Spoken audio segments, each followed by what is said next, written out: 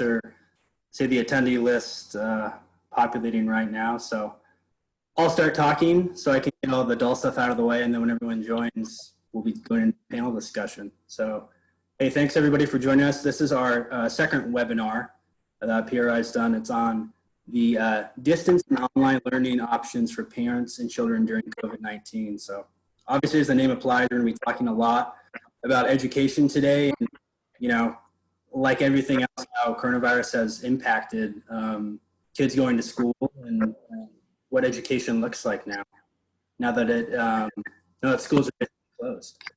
So today we have an expert panel, and I'm gonna do some name intros real quick in a second. But it runs the board. We have folks from PRI itself to the Army to scholars and homeschool and online experts as well. So we have Dr. Tonja Ochonma. Did I say that right, Dr. Tonja? Yes, yes. Okay. That was my biggest test, so I think we're good.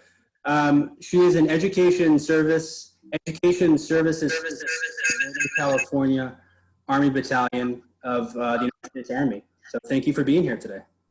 Thank you. And next we have Sarah Bailey. Sarah Bailey is the co-founder of the Love of Learning Homeschool Learning Center in Northern California. Sarah, thanks for being here too. Thanks for having me. We also have Michael Olaya. Michael is CEO of Dexter School in Wichita Falls, Texas. Michael, thanks for being here. Glad to be here, thank you. We also have Kerry McDonald. Kerry's a senior fellow at the Foundation for Economic Education, and she's an adjunct scholar, excuse me, at the Cato Institute, and the author of the book Unschooling. Kerry, thanks for being here. It's great to be here. Thanks for having me. And last but not least, we have our own Lance Izumi. Lance is Senior Director of the Center for Education at PRI. And Lance, thank you for being here. Well, I appreciate it. And thank you, Evan, for putting this webinar together for all of us. Yeah, I think it'll be great. So let's jump right in.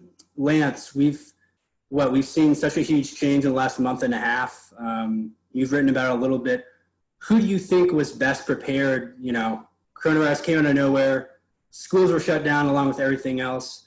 Who do you think was best prepared to switch to online and distance learning? Well, thanks, Evan. Just recently, an analysis came out from the University of Washington system, and they looked actually at a group of charter management organizations, which are actually organizations that run networks of charter schools. And then they compared these group of charter networks to a large group of regular school districts, probably over 80 of them. And so when you actually look at that comparison, one thing you find is that the charter schools were actually, as a whole, much more prepared to pivot to a online or distance learning model. And so you had these charter schools, because oftentimes they actually had online platforms that they were already using, that they were much better prepared to be able to switch when the shelter-in-place orders came down across the country. The researchers there over at the University of Washington system said that in the case of the regular school districts, unfortunately, many of them were not prepared, at all for this. And so you continue to see this, unfortunately. One of the schools that the University of Washington study cited is a charter school that I actually profiled in my latest book, Choosing Diversity, which looks at successful charter schools. And that school is the Success Academy in New York City. And what they've done is they've been able to implement what's called synchronous learning. And so you have basically groups of students and the teacher being able to be put together virtually, and so that learning occurs really in real time. And they've also been very flexible with the use of their teachers. So while this synchronous learning is going on between the teachers and a teacher and the students, you have other teachers who are actually grading papers and doing daily call-in check-in calls with students. So, there's been a lot of, I think, easy pivot for these charter schools in many cases. Closer to home, I had a recent conversation with Dr. Ting's son, who is one of the co-founders of the Natomas Charter School up here in Sacramento area. And the Natomas Charter School is actually an umbrella charter school that has actually several different academies located under its umbrella. And a couple of these academies, one is a virtual learning academy, another one is a homeschool learning academy. And so both of those academies, especially, when I talked to Dr. Sun, they have been able to transition very seamlessly to a distance and online, new world, and so, but I think that what's important when we, look at what's going on, in terms of distance learning is actually to talk to the kids who are actually having to go through all of this. And so I actually have been interviewing a number of students at various schools to see what life really is like for them now that they're having to do this at home. And so I interviewed a couple of students from Design Tech Charter High School, which is out in the San Francisco Bay Area. And that school actually is another school that I profile in my Choosing Diversity book. But what these students were telling me is that what they're doing is they're doing Zoom conference calls for their actual instruction, but then the school had already a pre-existing very strong online platform, which the school then the teachers will put on assignments and all kinds of resources for the kids to do their assignments. So then transitioning to this distance learning model, where the kids are learning all virtually from home, has been relatively easy for those students at Design Tech.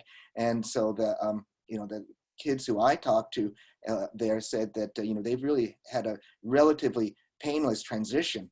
I also talked with another student over at John Adams Academy, which is a charter school over here in the Sacramento area, and she was saying that what they use is they use Google Hangouts to be able to receive instruction from their teachers, and then they use Google Classroom, where the teachers will post assignments and they're able to then do their work, and then the kids are actually able to progress at their own speed, so you can actually go way ahead of the schedule if that's what you want to do. So it's actually worked out well for this particular student at John Adams Academy. But as I say, these are success stories, I think, but not all parents, have had that type of success with their children, because some of those schools have not been prepared.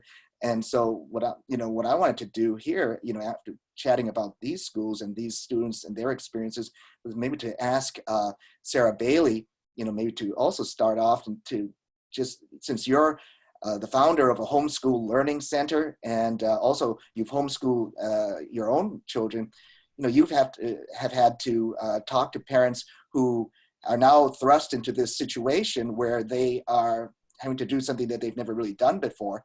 And so what have you been, advising these parents, as they open this new chapter on their kids' education? Yes, and I've been getting a lot of phone calls just with that specific question about help on how to homeschool their children. So the buzzword right now is growth mindset, but to me that means a lifelong learner. So if we want our children to be lifelong learners, then there really is no educational emergency. And I think a lot of parents feel that there is one because their child isn't busy 6 hours a day anymore. They're getting it done in maybe 2 hours, or maybe they're having lots of tears and frustration at home. So my advice to parents that are dealing with the tears and frustration would be to give their teacher a call and see what can be removed from the child's plate, because oftentimes they're sending home busy work and things that maybe aren't necessary. Or talk to the teacher about alternatives, the creative alternatives, like taking your child into the kitchen and baking and cooking with them. Those are great for math skills. Doing laundry is great for learning how to match, or learning colors for younger children.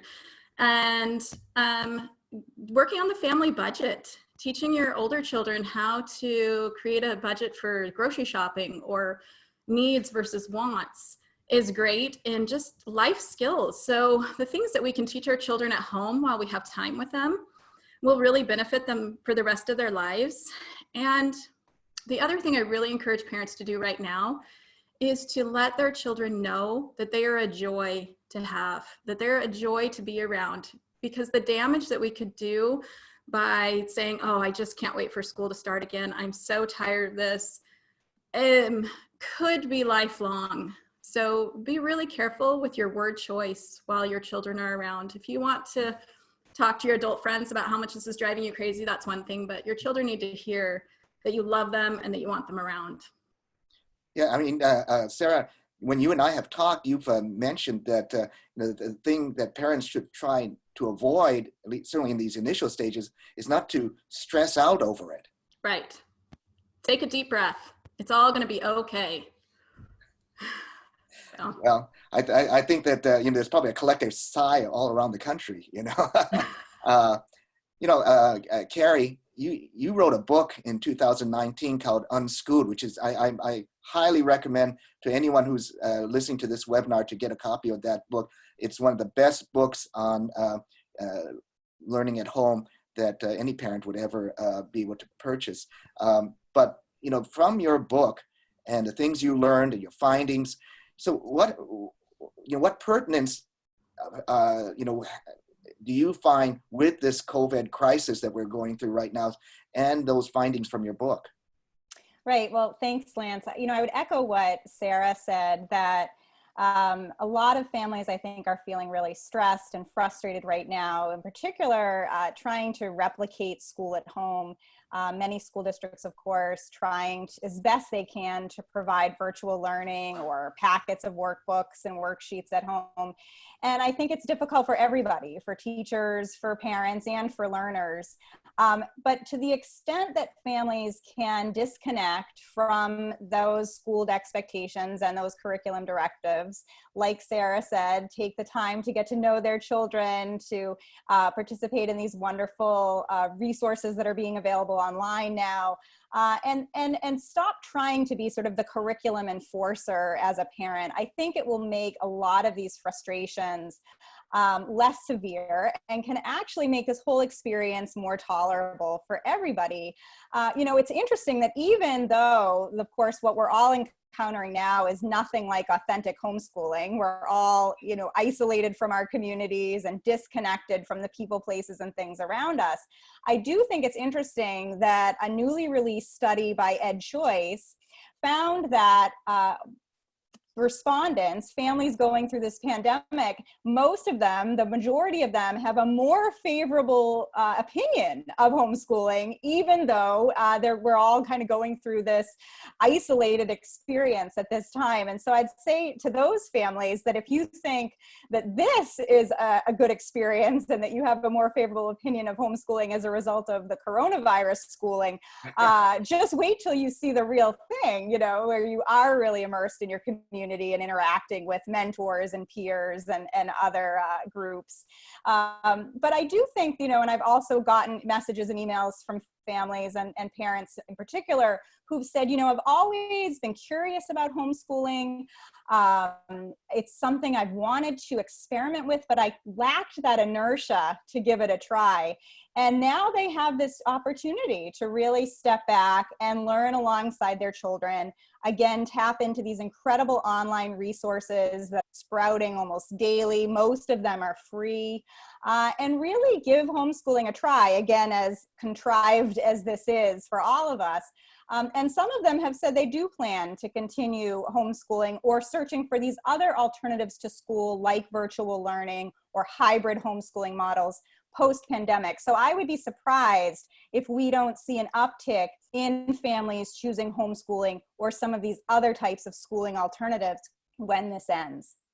And I think, Kerry, you bring up a good point that, what we're going through right now with this pandemic and type of homeschooling that is going on in most parents' homes right now is very much an anomaly when it comes to like actual homeschooling, the real homeschooling experience. I mean, this type of isolation that is going on is not the norm. I think that may be the stereotype that people have about homeschooling, but that is not the norm. And you have homeschooled or unschooled your own children.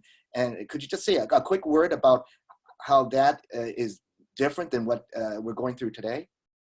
Right. I mean, I think most homeschoolers will tell you that they spend more of their time outside of their homes than inside of their homes, you know, really being immersed in their larger community, taking classes, interacting with friends, engaging in mentoring experiences and apprenticeship experiences. And actually, recent research by Daniel Hamlin out of the University of Oklahoma looked at sort of the socialization of homeschoolers compared to their schooled peers, and found that homeschoolers have very high rates of what he calls cultural capital. They're going to the library very frequently, going to museums, going to cultural events, musical events, and athletic events in their community, in some cases to a much greater degree than their schooled peers, because of course they have so much more freedom and flexibility with their days and the ability to kind of follow their children's interests. So I do think it's a myth that young people who are homeschooled are isolated from their communities. I think it's really the exact opposite. And I just sort of add one other piece to that. I think the origins of this stereotype of homeschooling families being isolated really goes back to the beginning of the homeschooling movement, 1970s and through the 1980s. Homeschooling wasn't legally recognized in all 50 states until the mid-1990s. And so prior to that, in many states, families that chose homeschooling were persecuted and had to endure legal battles in many cases to have the right to homeschool their children. In some cases, if they were allowed or if homeschooling was tolerated, they were told that they had to keep their kids inside during school hours, that they couldn't be out in their communities. So I do think that some of this lingering stereotype about homeschool being disconnected from their community harkens back to that time when they were forced to be disconnected from their communities because it wasn't legally recognized in all places. Mm-hmm. No, very true, very true. Well, let me go to Dr. Tonja Ochonma, who is one of my long and great friends. Dr. Ochonma and I have known each other for many, many years. You know, I've done a lot of volunteer work with the U.S. Army, so I've known Dr. Ochonma in that capacity for well, many years, and it's been a great friendship. And for people who are watching right now, in addition to being the education services specialist for the Army Battalion up here in Northern California, she's also an officer, a lieutenant colonel in the U.S. Army Reserve, and just returned from a long deployment in the Middle East. So, I want to thank Dr. Ochonma for her, both what she does here as a civilian and also for her service in uniform. So thank you very much. And I also wanted to ask you, though, Dr. Ochonma, I think during this pandemic, the public, if they're watching television, if they see the United States Army, the thing that pops to mind is the U.S. Army Corps of Engineers and other members of the Army who are building temporary hospital beds out there in various places around the country. And of course that is very important. But one of the things that I think people may not know about is the fact that the U.S. Army also has a very strong online education program, which is free and it requires no enlistment obligation, but basically a gift from the Army to the American people called March to Success. I wonder if you wanted to chat a little bit about that.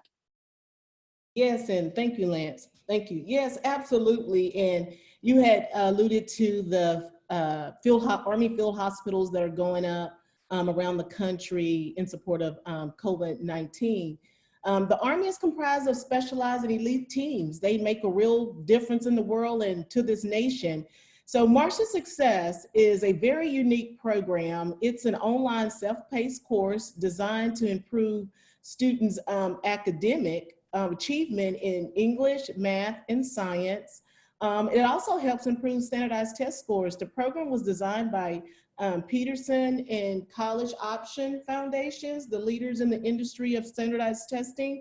And we push that a lot because we want to see high school students move on, go to college, be prepared. So these courses help build awareness of college and career options, as well as increase graduation rates.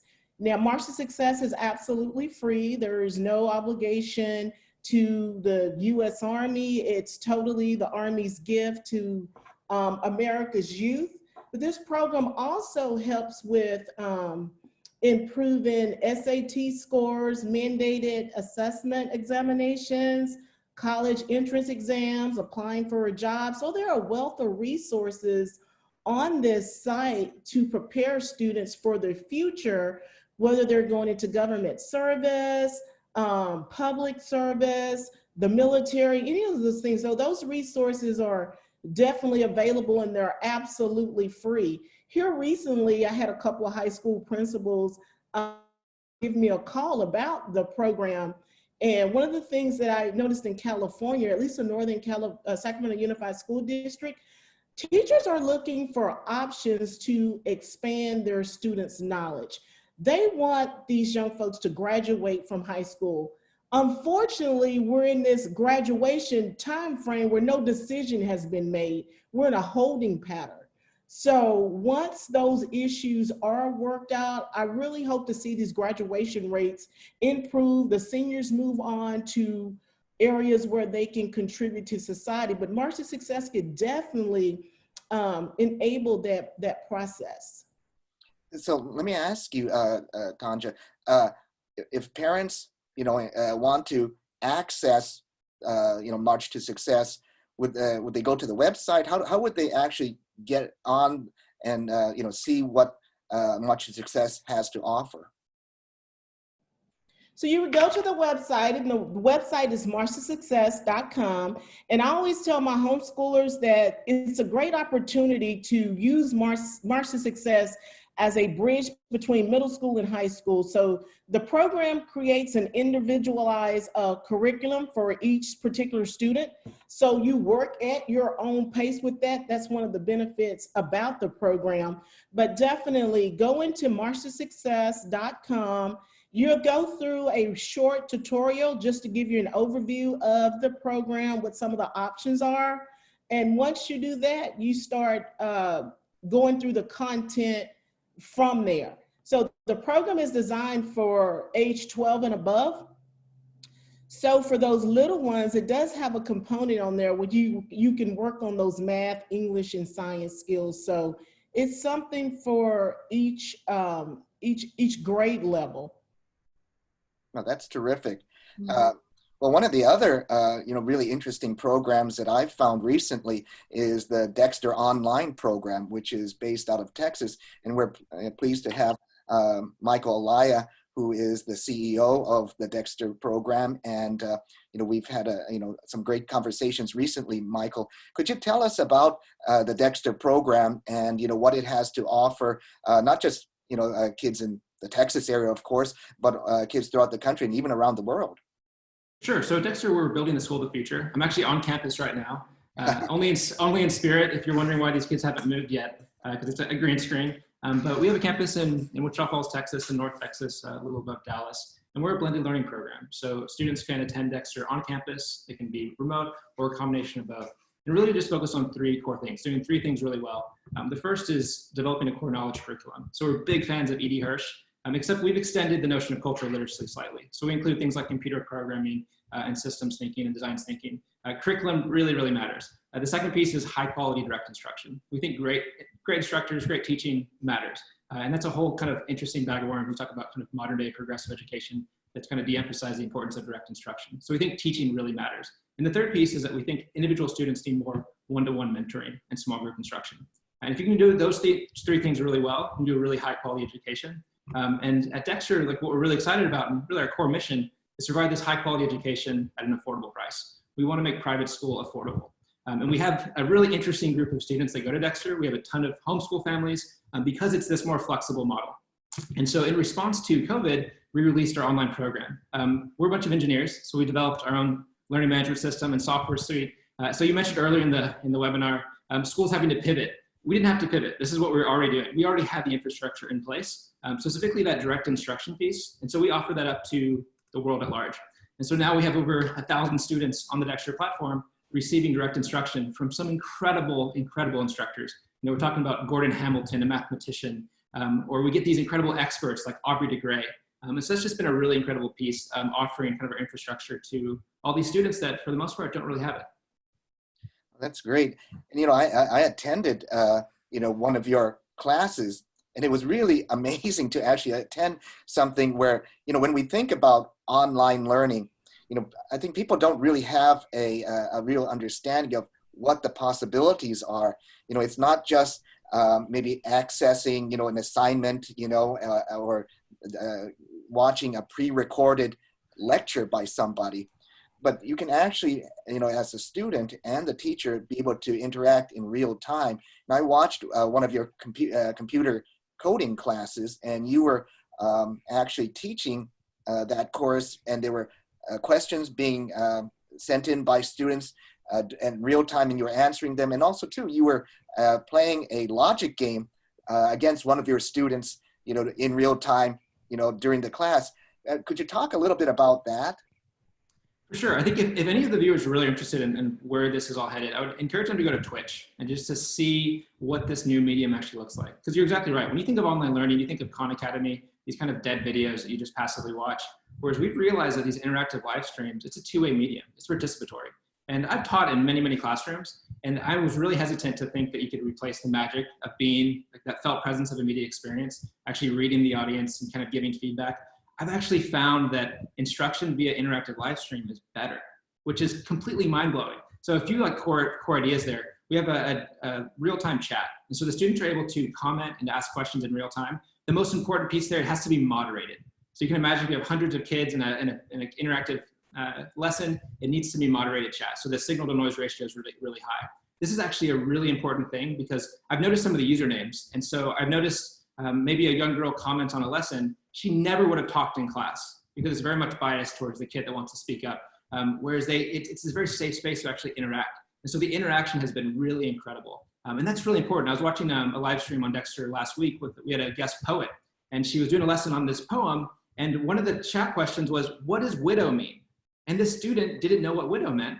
And the instructor was able to notice that and to recognize that she didn't have the background knowledge, address it. And if that student wasn't in that safe space, she wouldn't have asked that question. And how many other students missed that as well? So the interactive chat has been really interesting. But then you have features like, I can poll the audience to get a good sense of kind of broadly speaking, how well the students understand the material. We can bring in guests. So again, we bring in like futurists and poets and all types of crazy people that are able to interact with our students. And then the third piece is that we can actually bring in other students as well. And so imagine, all the kids love YouTube videos. Imagine if your YouTube video talked back to you. And so we're finding that in terms of engagement and direct instruction, it's an incredible new medium that's just now being explored. And for what that means for schools, more broadly speaking, it's really, really interesting. I mean, you think about it. Right now, the average school district has, say, dozens of algebra teachers teaching the same lecture across the whole district. Some of them doing okay, some doing mediocre, some doing well. What if you found the very best algebra teacher for that school district, did an interactive live stream, put a bunch of production value? That's how they access direct instruction. You've now liberated the other teachers to do small group instruction, one-to-one mentoring in the spirit of Benjamin Bloom. So we're really excited to see kind of what structurally this will do over the next few years. Well, that's great. Let me turn it over to Evan. Yeah, thanks, Lance. And I'll go right back to you, but it's been interesting hearing these different models. I think on that note, will there be a big sea change in education from the coronavirus? Is this kind of, Michael talks about their program already being ready to go online. Will there be a big change somewhere when things try to go back to normal?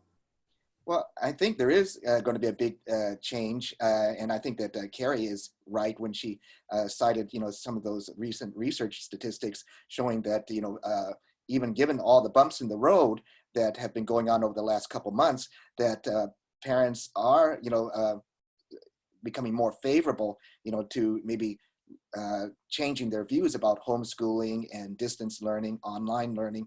But I think that one of the things that is going to be a big change, that will have to be a big change if the conventional school systems really want to survive in the future, especially given the fact that now more parents and their children are going to become more familiar with online learning, is that the teachers themselves are going to have to become better trained in how to deliver distance learning, online learning. I was just talking with Dr. Ochonma, a few days ago, and she was telling me about her 15-year-old niece who was going to be on a Zoom call with one of her teachers, and the teacher who actually called the Zoom meeting actually had to ask Dr. Ochonma's niece how to actually do Zoom.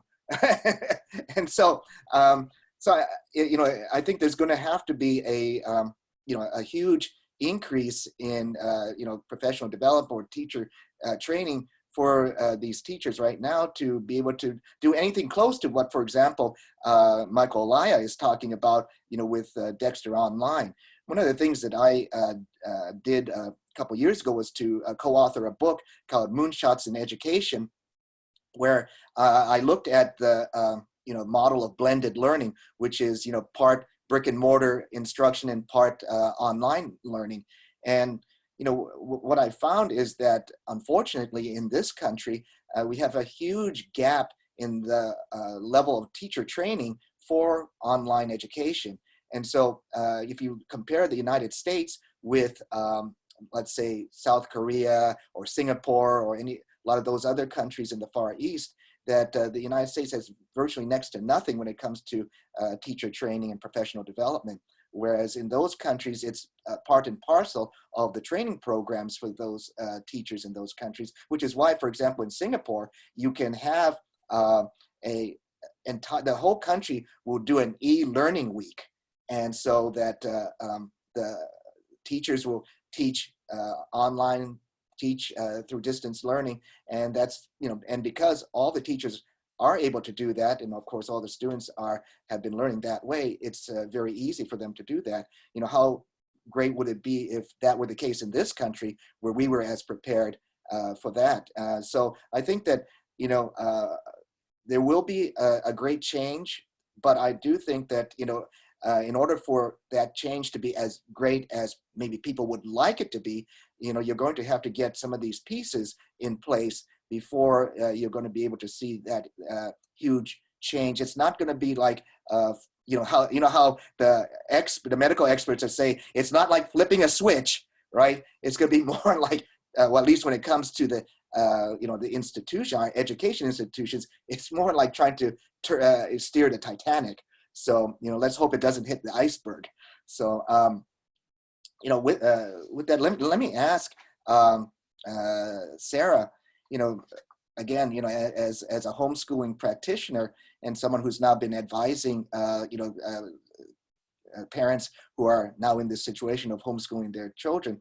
I mean, what are some of the myths that you're trying to dispel, when you're talking to these parents who, have no real idea about, trying to school their kids at home? Well, I'd like to refer back to what Kerry said, that when we're normally homeschooling and not in a pandemic, our kids are not home very often. They're out in the community, they're out doing things. So I really feel like people saying that they're all homeschooling right now is a misnomer. They're just educating from home more. Like, the work is being provided, everything's provided for the child. It's not that the parents are going out and researching what would be best or the best way to educate their child or really invest it in homeschooling. So the counsel that I always give parents when they're thinking about homeschooling is go to the library. I realize they're closed right now, but go to the library and check out every single book you can on homeschooling. And you'll usually get a stack pretty big. Take it home and thumb through them all and figure out what is your philosophy and what resonates with you as a family, because every family will homeschool different, and maybe you'll homeschool every child differently. But if you don't begin with the end in mind, you'll give up really quickly, because parents, it's exhausting if you don't have the end goal of what you want for your children. And so, yeah, I would say that one of the fallacies with homeschooling is that we don't socialize our children. And people ask me that all the time. How about socialization? I don't see what's so great, though, about putting your child in a classroom with 30 other kids and one teacher for socialization. I feel like that's more of a dog-eat-dog world. They're not really learning real-life social skills. But if you are homeschooling and your child's around multi-age groups and going, like Kerry said, to museums and cultural events, they are going to get a socialization that's much more true to real life. Well, and I certainly agree with that. And you mentioned online or the resources available to to students who are now being schooled at home. Kerry, you've written about that. And so, you've heard, Michael Olaya and, Dr. Ochonma speak about, two of these resources that are available. But there are actually, hundreds out there of various online resources available to parents, and all of which are free. Would you mind chatting about that for a bit? Right. I have an article up at the Cato Institute's website where I talk about all of the free, or many of the free online learning resources that are sprouting. There's been some that, of course, have been around for a while, like Khan Academy, sort of the leader in online, high quality, free instructional videos that have been used both inside and outside of schools for years. Khan Academy has ramped up much of their content. They're now providing lesson plans or guidelines for how to go about a day with children. So they're really trying to provide some additional resources there. Other sites like Coursera, which is an online provider of online courses, both sort of at the K-12 level and also very much in the college level and beyond. Many of their courses are now being offered for free.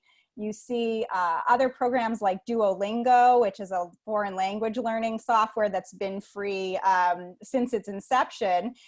They're getting a lot of hits now, and other foreign language learning software programs are also coming online and providing their services for free. I think you see that trend as well. You'll see organizations and businesses that in the past have required you to pay for their services, now offering many of those services for free. For example, Varsity Tutors is an online tutoring platform where you pay for one-on-one tutoring, typically online, and they're offering many of their services now for free. So there's just an abundance of resources. And then you add in these other sort of spontaneous learning tools that are sprouting, world famous authors reading their books online real time, or providing story writing workshops, or you'll have illustrators offering artistic instruction online for free.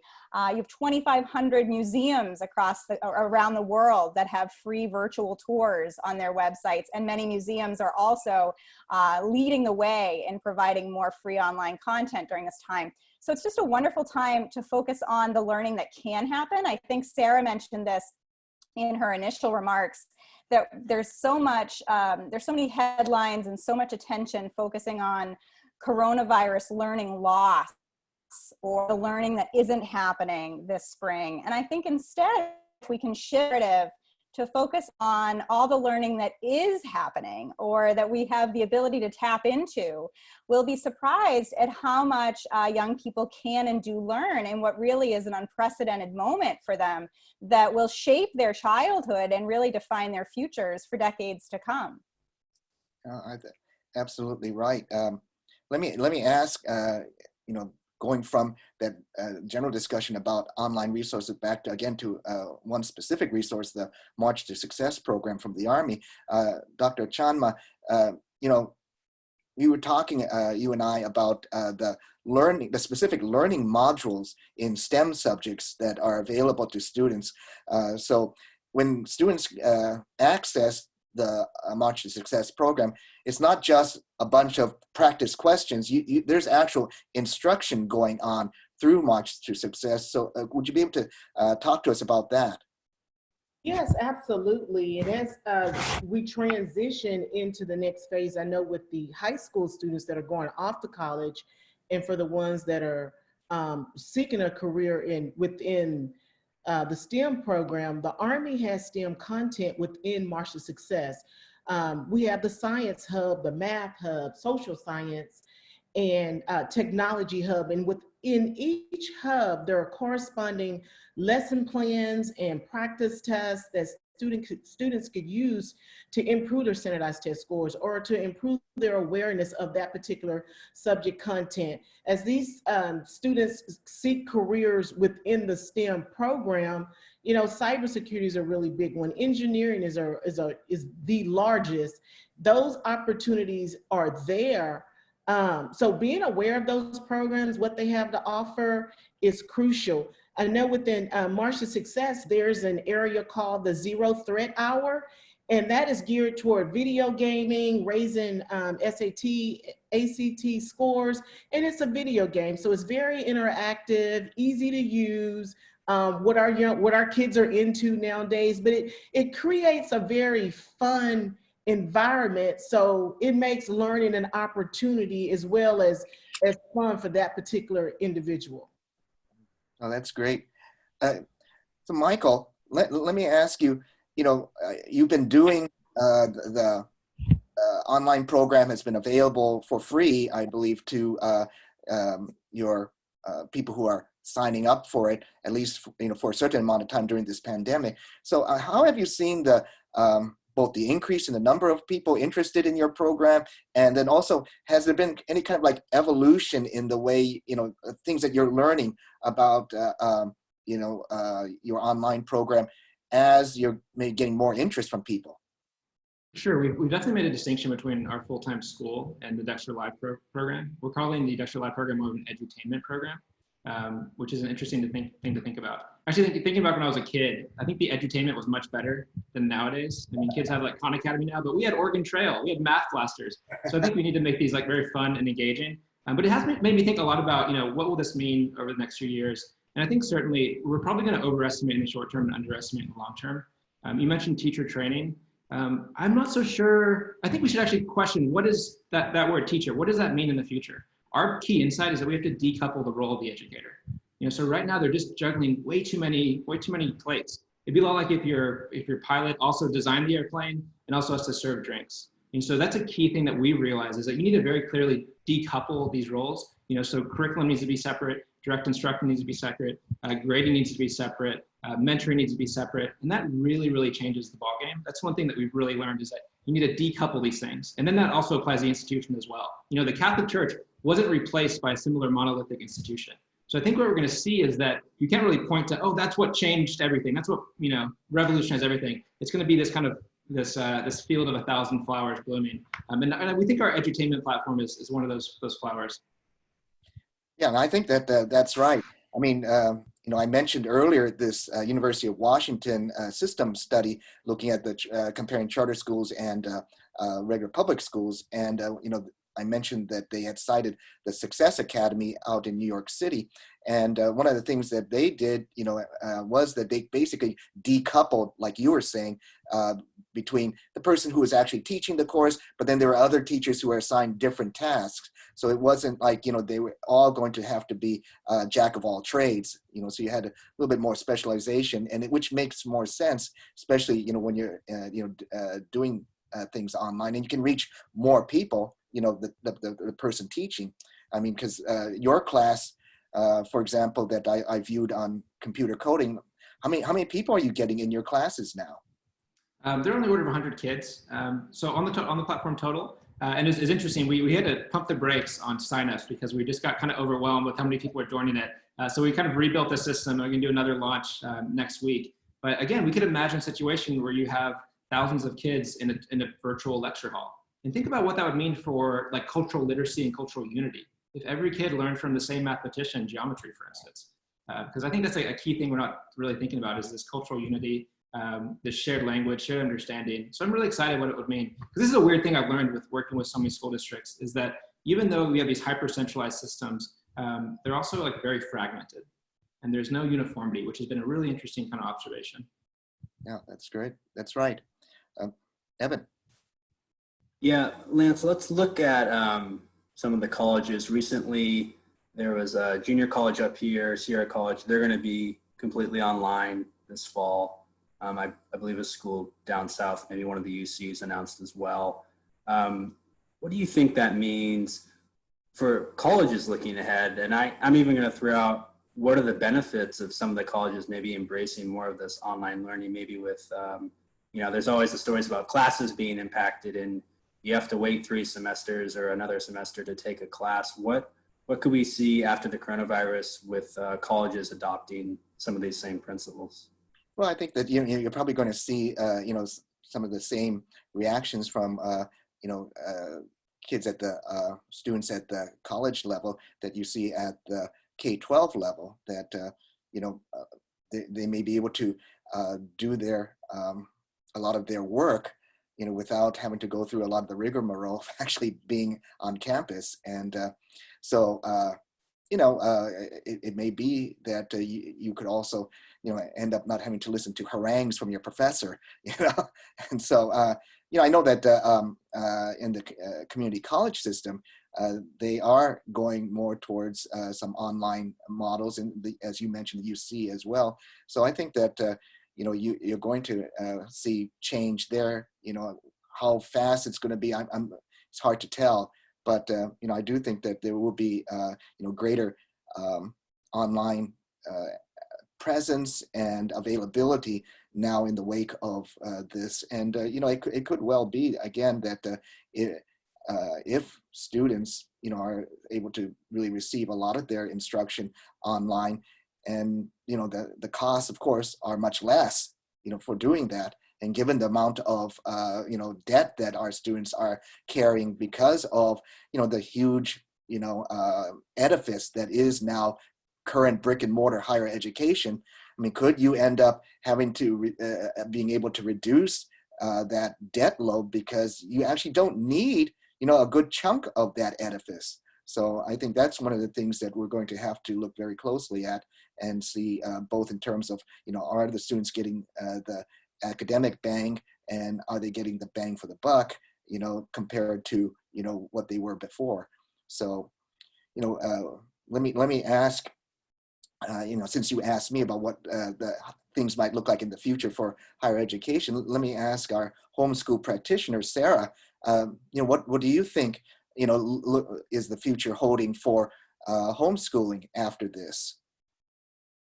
That's a good question. I think that a lot of it will stay the same because parents will still be in charge of controlling what comes into the home or choosing classes for their younger children. I believe by the time a child's in junior high or high school, they should be a full partner in planning their schedule and what classes they're interested in. A lot of homeschooling families already use online classes, but I'm super excited about this March to Success. I had no idea about that. I'm going to spread that far and wide. And also the Dexter School, it sounds amazing for the homeschooling community. But a lot of our classes are really small that our homeschoolers take, or with private tutors. A lot of high schoolers will meet with a mentor one-on-one, or work in an office building, learning the skills that maybe they want to use as they get older. So I think that homeschoolers might take more advantage of these online courses, but I think that we'll stay the course in a lot of ways because we've already pulled back from the traditional system.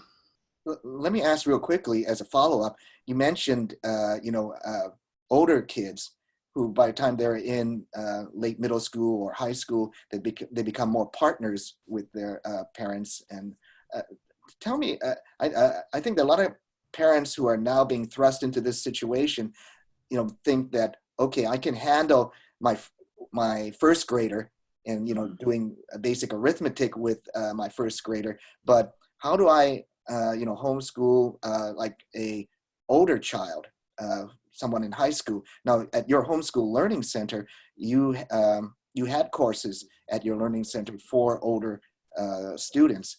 So say a quick word about that.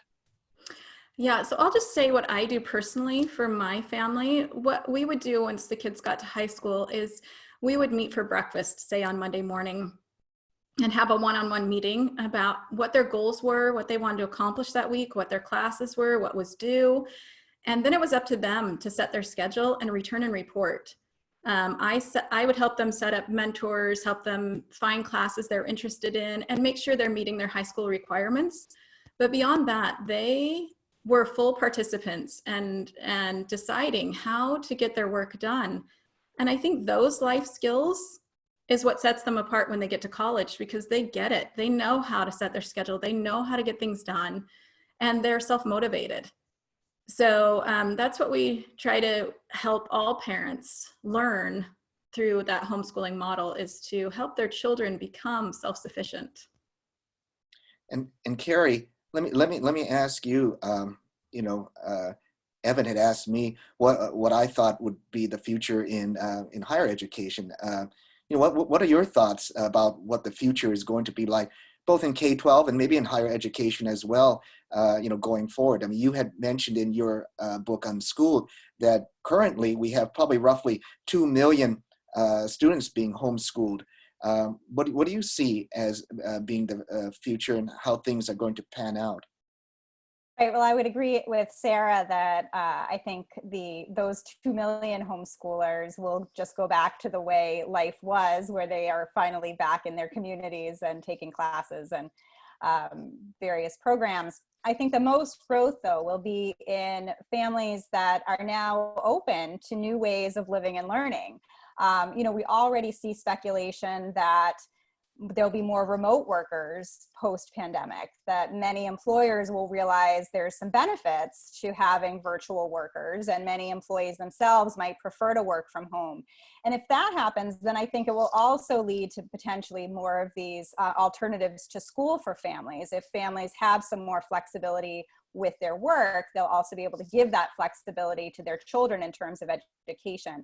And that's where I think they'll start to see some of these hybrid homeschooling programs, similar to what Sarah's Learning Center might offer, other kinds of hybrid charter school programs where you might be on site a couple of days a week at a building or at some kind of learning space, and then the rest of the time you're learning at home or through classes in your community. And then families will realize, I really can tailor an education for my child. I can be the facilitator, but I don't have to be the instructor. I can connect them to available community resources. So I think we'll see more of that. And then to the higher ed piece, I mean, it's sort of related, but I think some of these innovative programs that have sprouted over the past couple of years, and I'm thinking in particular of ASU Prep Digital, right? The Arizona State University Prep Digital program, which provides online learning and degree programs, diploma programs for kids in Arizona, but as well as across the country, to receive online high school diploma that's rigorous, but also earn college credits. And so they're able to come out with a high school diploma as well as many credits toward an undergraduate degree, whether it's at Arizona State or transferred to other colleges or universities. It defrays a lot of the cost of college. And I think we'll see more and more colleges respond and parents demand these types of innovative programs, particularly now that some of the stigma around online learning may go away. Yeah, I absolutely agree. There's a really good early college program actually down in Bakersfield College down in Central California.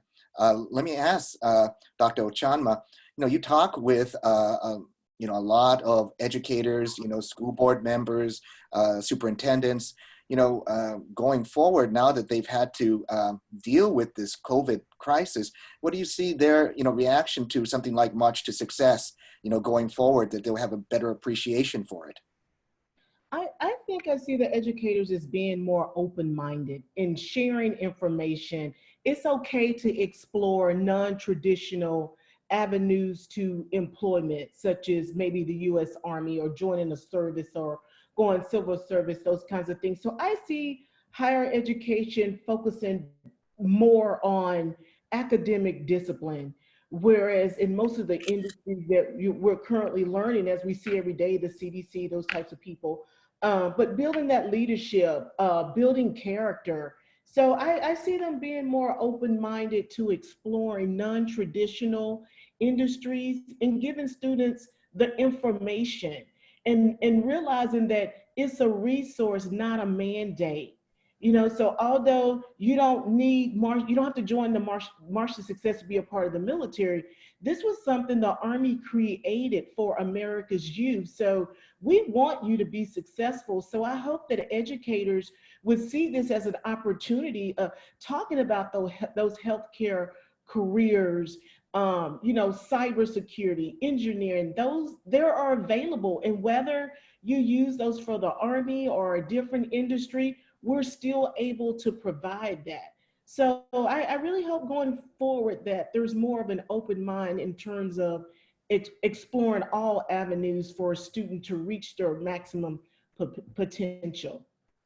And finally, let me ask Michael about you've created your Dexter program. What do you see, just generally speaking, for education in the online and distance learning space going forward? Since you're right in the middle of the ground floor and starting up something. Yeah, I think that distinction between online and offline will start to blur. And we're going to get this much more blended model, kind of described as Kerry. Alan Kay made this great quote: "The best way to create the future, or to predict the future, is to create it." And so we really think that for this whole conversation, the future of education is going to be a radically affordable private education system, where right now there's this huge variability of experience based off your geography and your economic background. It's really an artisan model. Anyone that watched the Ken Robinson lecture, I actually think that was completely wrong now that I think about it. We don't have a factory model. We don't have an input output that's reliable with QA. We could only be so lucky. We actually have a highly artisan model. And so we want to shift it to a very reliable, scalable system with thousands of campuses all across the world.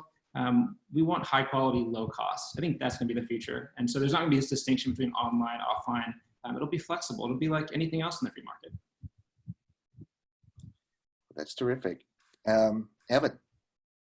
Yeah, so I think we're at the end of our normal questions, but Lance and I wanted to surprise all of you and just do a couple lightning round fun questions, and then we'll be finished up. So Michael, why don't we start with you, and everyone can go through and answer. What's a hobby or project or something you've been working on since the shelter in place started? I've been playing a lot more chess.com. Ah, very cool. Dr. Ochonma, what about you? I have rearranged my entire garage. I've been trying to do that forever. So it is spotless. Everything in there is in order. So that's been my whole mission during this quarantine time. That sounds amazing and terrifying all at once. Kerry, what about you? Well, one of the free resources that has appeared during the pandemic is that audible.com has been offering many of its books for free streaming. So I've been listening to the 65 hours of Atlas Shrugged after several years reading it before. So that's been enjoyable. Nice. Sarah, what about you? I painted a Harry Potter dresser, and I make it look like old luggage. It's really fun. Keeps me busy. My husband likes it because I don't tear apart the house. Lance, what about you? Well, actually, I did one of the most fun things I've done through this entire pandemic this past weekend. I actually went on another webinar that was a watercolor painting webinar that taught you how to paint a portrait of your pet. And so I had not done watercolor since I was probably in kindergarten. And so, and I'm not an artist, but I don't know if you can see, you can't really see it, but I painted a picture of my two cats. And so I picked up watercolor painting of pets as my hobby. Very nice. Maybe next webinar we'll auction that off live. It's a great piece. My only other one was a little prediction. Will there be in-class school this fall? Michael? It depends on the geography. Yes or no? In Texas? Yes. Dr. Ochonma? No, I don't think so. Kerry? Hard to say, but I think if so, it will be staggered. It will be these kind of, different enrollment options. If you have children who live with grandparents, for example, they may not be coming. So I think we'll still have this hybrid even in the fall. Good point. Sarah? I don't think for us in California, the public schools will be back open, but we plan, because we're small enough, we should be able to open back up. Lance? I think that I agree with Michael, actually. I think that it probably does depend a lot on geography, and the different states. I mean, Sarah's right. You don't know what's going to happen here in California, but, places like, South Dakota, which never really locked down, I'm sure that they'll probably end up having regular school in the fall. I think a lot of it also has to do with, how fast the vaccine comes online. And, if you have a vaccine that comes out before the end of 2020, I think a lot of the country could end up being back at school. Great. All right, guys. Well, I think we're about at time, so thank you. Thank you for the panelists. Great to hear. I mean, I just listen most of the time. I definitely am going to go look up resources for our kids. But quick plug for our next event is May 20th with our President and CEO, Sally Pipes. We're going to be talking about the dangers of Medicare for all. But thank you, everyone watching, and hope everyone stays safe and healthy through this. Thank you. Thank you. Thanks. Thank you. Thank you. Bye, everyone. Bye. Bye. Bye.